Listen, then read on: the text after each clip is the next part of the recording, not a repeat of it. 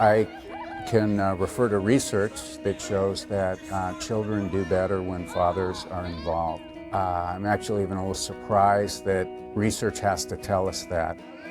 I always tell dads, you've got to be a squeaky wheel, and I tell that to moms too, but in particular with dads, they don't know their rights a lot of times.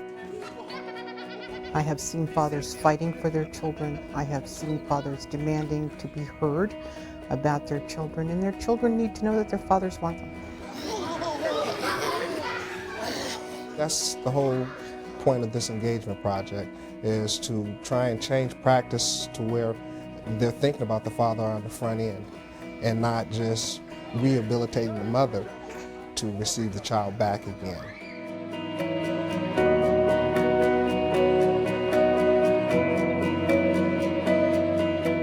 I can't explain the feeling. There's joy in it, then there's confusion. Because if you're not a parent, you're just like, okay, well, what do I need to do? This is how Billy Jones' story begins. He's 23. He learns he has a child, but the state has custody. Like other men with children in foster care, Billy had no way of foreseeing the journey that lay ahead. The many steps he needed to take if he wanted to be a father and be included in his child's life. And like many men on this path, he often wanted someone to hear his side. When Billy's son Josiah was born with drugs in his system, a caseworker first contacted Billy about his viability as a parent. I remember Mr. Jones being pretty argumentative. I think he had a lot of just kind of like resentment with the whole thing, like, why am I even here? It's not my fault. I didn't give birth to Josiah. I didn't use all those things his mom did, and now I'm here. I'm the one showing up, and now you guys are still making me jump through the hoops. My very first meeting, I don't even remember what it was about. Honestly, the first meeting, all I wanted to do was see my child. Billy didn't have any understanding of the department and how choice decisions are made, how his actions or inactions would affect those decisions. I think anyone would be frightened to engage in a court system that they may not be familiar with. Fathers also have to deal with paternity issues and child support issues. There could be family court issues as well, maybe even outstanding criminal matters that would prevent them from coming to court for a dependency proceeding.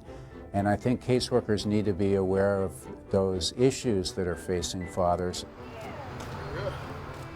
Billy did have a criminal record as well as a substance abuse problem. He was also unemployed, and he needed housing to be a viable parental candidate. What I can say about Mr. Jones is that not having his son was a barrier to him getting housing, and getting housing was a barrier to him having his son. And so that was the catch-22 that I think a lot of fathers, in particular non-custodial fathers, are in. Over the course of 2 years, Billy was assigned to a number of social workers, and he grew increasingly frustrated. They didn't assist me with finding the housing. Someone had told me about the program, and I had to explain it. I don't remember who my social worker was at that time. However, they didn't understand how the program functioned. Billy's case moved slowly, despite the fact that caseworkers described him as extremely committed. But over time, his persistence paid off. It went like this. I would be having a court date come up, right? Right before that court date, I would get an envelope in the mail full of resources, stamped and dated, so they could go to court and say, well, we've provided Mr. Jones with these resources. Okay, that's true. They did provide them to me. But Your Honor, none of these are even applicable for men. Billy's case reflected a national trend in the treatment of fathers by child welfare systems. A 2009 study showed that compared to mothers, fathers were 26% less likely to be involved in case planning efforts, and 27% less likely to have their needs assessed. I think for a number of years, probably since the beginning, the child welfare system has been focused primarily on the mother. That there was an underlying assumption, for whatever reason, that fathers were not a parent of choice, that services were designed to serve the female half of the parenting duo, that fathers were not engaged and didn't want their kids. I have seen the opposite from my position on the bench. We will have to start thinking about how we address the father's needs in terms of parenting. And moms and dads parent differently, so all of that will have to be addressed. What is this? This isn't boogers, this is stretch. I know, because my friends must push me down. After 2 years of involvement with the department, Josiah was placed in his father's care. You better get fast so the girls will get you. They didn't. I got loose from them. Yeah? Yeah. Yeah, I think we're lucky. Yeah. The girls! He bonded to me immediately. Immediately. Even the social workers will tell you that. It shocked me. I thought things were going to be a little more difficult. Say, take a picture of this. Get a good picture. My life is better than it's ever been. Billy's story has a happy ending. He has his son, and he's going back to school, where his part-time job is helping students find social services. He hopes to become a social worker himself, because he knows that other fathers' stories end much differently than his. Everything was a lesson. And I think that it just built me in. If I didn't go through the whole process the way I went, I would not be interested in this field. I think he remotivated me to stop contemplating and just do things. Do it. Don't talk about it, do it. All right. Everybody need everything? We cool? We straight? We ready to get down? First question. How did you get to shared parenting? Things got involved like drugs and alcohol, and it got bad from there. So you wanted it to be a family unit? Yeah, right? Definitely, yeah. Were you using? Yes, at that time, yes. So you wanted a family unit and still get high? Yeah. How'd that work out for you? It didn't work out. Didn't work out. Did it work out for anybody else here? No. Huh? Didn't work out for me either. Billy also received motivation from a fatherhood engagement program like this one. It's a valuable resource to help men learn how to be viable parents. Billy's case is real unique simply because I was passing him in the hallway and heard him speaking to someone else about the actual case. And so I confronted him and, asked about the case, and he gave me in detail what was going on. Then I forwarded him to the Father Engagement Project, and at that point, we started working with Billy. He gave me a lot of confidence, and he understood exactly what I was saying. He didn't know my case at that time, but he had seen me and my child's interactions, and he heard my child say, "Daddy, I want to come home with you." He heard that with his own ears. For Billy, this chance encounter turned into an opportunity to finally tell his story and to be heard. Men who feel they're being listened to become less frustrated and more able to focus on their role in the process. Well, I think the bigger thing with the father engagement piece is to hear what the father's talking about, understand the travels that he's been through, and not so much give him that advice, but tell him how the system works. The different phases of the system, how your child gets deeper into the system, how you could be seen as a placement option for your child, and provide him with that knowledge and allow him to work with the system, and when I say the system, I mean the social worker, to come up with a plan to get his child back. I know quite a few of you. In programs such as these, men also learn that the way they present themselves could be misinterpreted, especially by a female caseworker. I think a lot of fathers might react with anger, with animosity, with frustration towards the system, and if it is not expressed in a professional way, others within the system, caseworkers, lawyers, judges, might misinterpret that behavior by the father and think, well, wait a minute, we need to explore anger management or other issues, when in fact we're just dealing with an individual that is frustrated and perhaps even frightened by the court system. There are certain men who present like they're angry. And there are certain men who are really angry and they try to convince you that they're not so angry. In the case of Billy, it was a combination of both. If he felt that his rights were violated, his way of dealing with it was anger, and he felt justified in his anger. On the other hand, his anger wasn't as severe as it looked. Well, he just told me, keep doing what you're doing, just calm your tone of the voice. My posture sometimes, if I'm frustrated, gets super stiff and my voice gets louder. The system, I'm sorry to say, isn't designed, it's not father-friendly, period. Even if statutes or the rules say that it should be equal for parents, right? Men understand, as far as their understanding, when they say parents, they mean mother. That's, you know, the universal rule. When they go into the department and they talk to, you know, their caseworker, 9 times out of 10, it will be a woman. And what you found when you watch the group is that they don't deal very well with women. I mean, why would they? Number one, they don't even understand, you know, the importance of a woman. They don't understand. They don't understand what's a proper relationship with a woman. So it's not just their girlfriends or their wives that they got a problem with. They got a problem with the caseworker too if she's a woman. Now, does this make them bad? No, it just makes them uneducated. Well, I don't think people are talking about dependency at the barbershop and where men hang out. I don't think they're talking about it at the ballpark or the bar or the racetrack or, you know, down at the park shooting hoops or the places where guys hang out. I don't think people are talking about their CPS case. And so I think that that's part of the problem, is that men don't talk to each other about what's going on with their families the way that women do.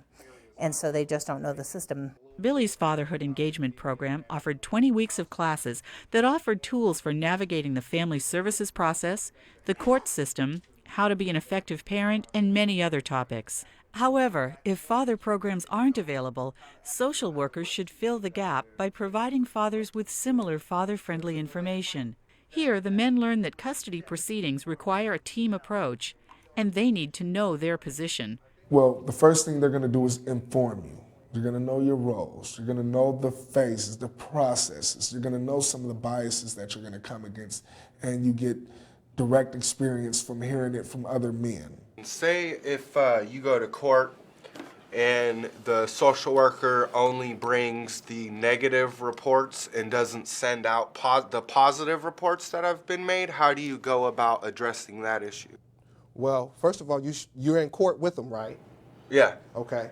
So what better representation of you than you? And you have to look at it now as a team concept, okay? You want to be as positive about your teammate as possible, even if they lagging. You threw them the ball, they missed the layup, it caused 2 points not to be had in your favor, but it's like, okay, don't be afraid to come back. And if you see a delay, you ask the question, you guys. Asking questions is just one of the communication tools the men find helpful. They also appreciate more practical tips, like knowing it's okay for them to take notes on their case to be better prepared advocates for themselves. Anywhere I go, I have it right, and then I have him sign it, you know, with his name on it, you know, so that way, you know, when I go back, you know, I didn't sign this, he did. So, you know, it's a testimony to where I've been, what I did, and everything, so it does help. It can also help to understand what the men can't write down or even express. Their worst fears about how their story will end for them and their children. The first emotion is fear, but men don't like to admit it. So that fear a lot of times translates as anger.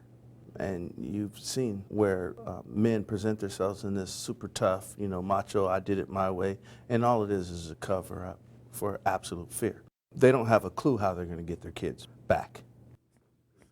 Pride. Pride obstructs you from getting help, from growing. The plain truth of it is once you start thinking that, A, there's nothing wrong with you, or if there is something wrong with you, you can fix it, you put yourself on an island. You become you. All you by yourself.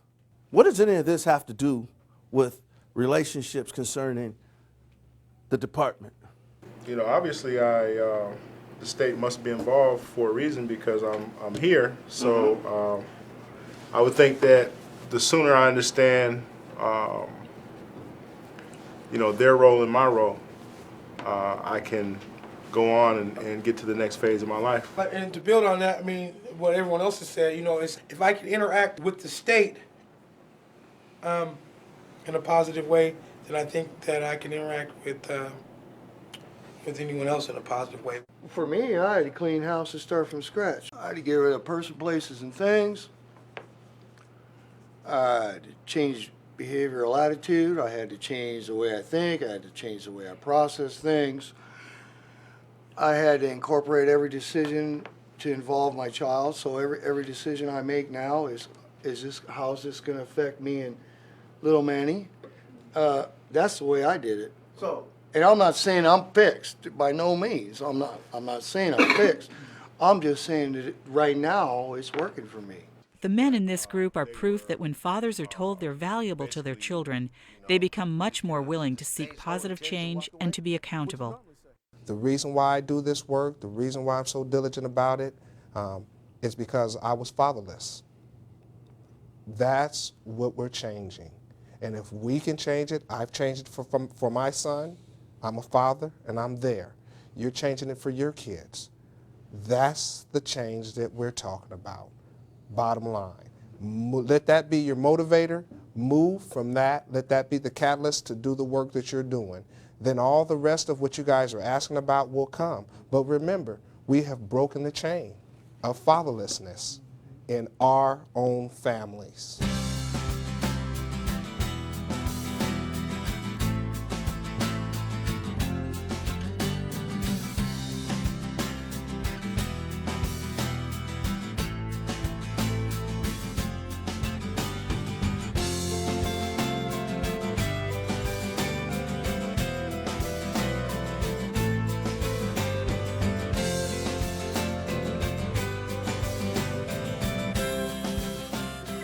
Research also indicates that cases don't take as long to be resolved, that when the fathers are involved, children spend less time in foster care. When fathers are involved, there's lower rates of re-entry into the system after reunification occurs. So all of this tells us that yes, it's not only the right thing to do, it's legally required to involve fathers, but it's truly in the best interest of the child. It's a factor that we assume that women are, naturally good mothers. We just assume that they have mothering instincts that, even if she's a crackhead, she's, probably a good mother, but just has some drug issues. But the father automatically gets this tag of being incompetent, that he needs, parenting classes, he needs domestic violence, and if he's raised his voice ever at a CPS worker, he also needs, anger management. To that degree, I think we need to chuck the whole system. I think we need to chuck the whole ideal of being able to assess an individual based on, how they're presenting herself under duress. The contradiction is, I think as a social worker, it's important to know that I'm not assessing somebody's ability to communicate with me or to do it respectfully or to be pleasant. That's not my job. My job is to assess safety and risk. So when people do talk to me in a way that I do not appreciate, I try to listen beyond their words and really hear what they're saying. I think that social workers need more resources about how to engage and where to engage and when to engage with fathers. A lot of what we're doing as social workers is identifying a source where things can go, and there's not as many resources for fathers as there are for mothers. It's extremely important to engage fathers because children have fathers. They're not here, they don't get here just with a mother. And when we ignore a father, we ignore that relationship, then we ignore paternal grandparents, paternal aunts, cousins, fictive kin. We just cut the child in half, really. And that's just, it's not okay to do. The social worker is the first line of finding out who the father is. So we need to figure out faster ways of identifying who the fathers are and making sure that their families are involved in this whole process. And researchers believe that early identification of the father is key. In one study, researchers found that when fathers were identified and located in the first 30 days, 80% were contacted by a social worker. But when fathers were identified more than 30 days after the case was opened, only 13% were contacted. The study also noted that simply contacting fathers is unlikely to affect outcomes for children. Contact should support fathers' engagement or re-engagement in their children's lives. As we move into a world where the social workers are not viewed as the bad guys come to take the kids away, but as a resource brought to a family to help them keep their children safe and whole, then a part of that is recognizing the entire family. And social workers need to know that skill from the beginning. It makes all of our jobs easier. That team approach is a beautiful analogy, and it really is kind of I think the heart of the dependency court process system.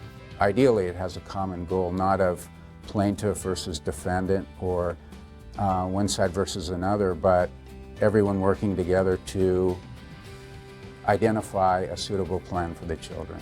If we don't do something about how we perceive men immediately, the kids are going to suffer more dramatically, because in this day and age it would appear that our kids are missing something. They're missing something. And I'm not saying that mothers are bad. I'm not saying that at all. What I'm saying is that men are more valuable than I think, and this isn't a department thing. I think this is a worldview thing, especially an American thing, that men are more important than we're given credit for, you know. And so I think the department has a chance to really be trendsetters when it comes to raising the bar for men and bringing them to a level of prominence.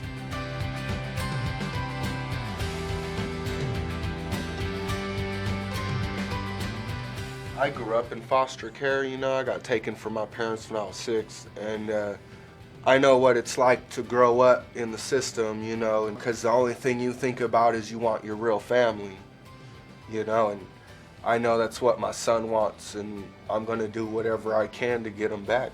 Being a father is everything to me, you know, because throughout my teenage years, you know, I was in gangs and so forth and so on. So when I had my son, and the first time I held him in my arms, I knew right then and there I needed to change. The things that I was doing, the environment, and so forth and so on. So